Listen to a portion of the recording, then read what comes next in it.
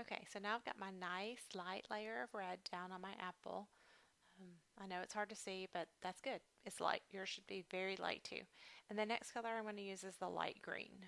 So I'm going to kind of go in and go do a layer over a lot of this. Now, green and red, when you blend them, make brown. Okay, so you have to be careful when you're using green and red together. And I'm not going to go over everything, but I'm going to start with going over the areas that are primarily green. So we don't want a brown apple, so I'm going to come in here and do that super light layer in these areas that I left open that are primarily green. Same little circles for this layer. So this layer, we want to put the little circle motioned pigment down just to get something nice and even. We're not worried about the contour of the apple yet or showing that. We're just trying to get base layers down. And you can see I'm rotating my pencil, keeping that point sharp. If yours gets dull and you need to stop and sharpen it, stop and sharpen it. All right, but rotate it. Remind yourself to rotate the colored pencil to help keep that point so that it gets into the tooth of the paper. So I'm just going to add, right now I'm just adding the green where it's green. So over there on the side, I'm going to go add it here, and I'm not pressing down. This is a super light layer. If you press down and it starts to get heavy, what's going to happen is you're going to fill in all the tooth on the paper and you're going to do what's called burnishing, and then you're not going to be able to add any more color to it. And that's going to really limit how realistic you can make your apple. I'm not going to add this whole area of green here because this area is not really that green. It's a little bit green on the edges here, but it's more of a glare from the light, so I don't want to do that. So now I have the light areas filled in with the green. Now I think I'm going to go down here and it's going to be on top of the red, so I've got to be careful. But this green, the light green, has a lot of yellow in it. So hopefully we're not going to get a brown color. And I'm going to come in here and add some of this green in. I'm still rotating my pencil.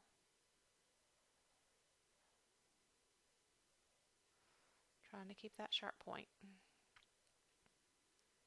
So you can see that when you do colored pencils correctly, they take a lot of time. It's not a quick medium to work with.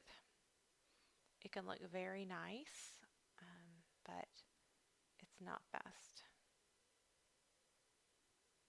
Alright, so now I'm just kind of going around this edge here, trying to get some of that green on. And you can see when you add that layer of green, it kind of darkens that red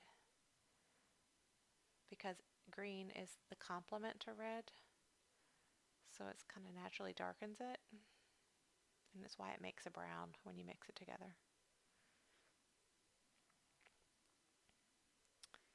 So I think there's a little bit up in here, so I'm going to extend this out just a little bit past those borders. So now I have a light layer of red and some green. I know it's really hard to see, and I don't know if me getting it any closer helps to the camera, but there is some green there and red. Now, what I'm going to do now is I'm going to go back to the red. So we're just going to kind of work back and forth until we get all of our colors correct. Now, green's not the only color we're going to add. We're also going to add yellow, some dark green, dark blue, and then I also have my blending pencil and my white color pencil. Both of those are for blending, and we'll use those at the very end. But for now, I'm going to go back to the red, and I'm going to go ahead and add another layer. And I'm not going to add it everywhere, but I'm going to look for those darker areas to start off with. And that's where I'm really going to add. And this is where I'm still doing the circular motion, but now I'm starting to take these longer strides because I need some of these kind of lines that you see here in the apple to come through. But I'm still rotating my colored pencil, okay, because the colored pencil needs to be sharp. So I'm still rotating that. I'm going to come back in, and I'm kind of trying to get this contour of the apple. Now, I am lightly pressing down at this point. I'm not just dragging it across, but I'm still not pressing down hard. I'm not doing that, okay? So lightly pressing down, adding the red in.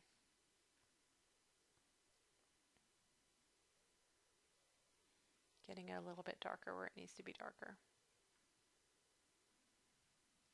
Okay, so that's the area. You're not going to get it as dark as it needs to be at this stage. So this is just what, like our third layer.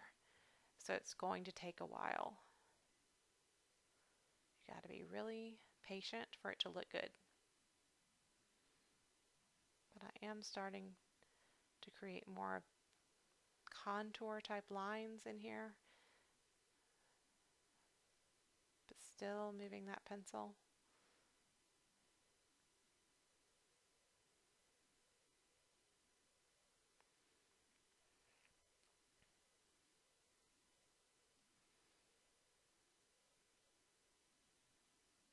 Now this area is really red right here, and it's tempting to just want to keep going and get it darker there now, but you don't want to do that because you want the layers and you want to be able to go back and forth between the colors. So you got to be patient and work it all in.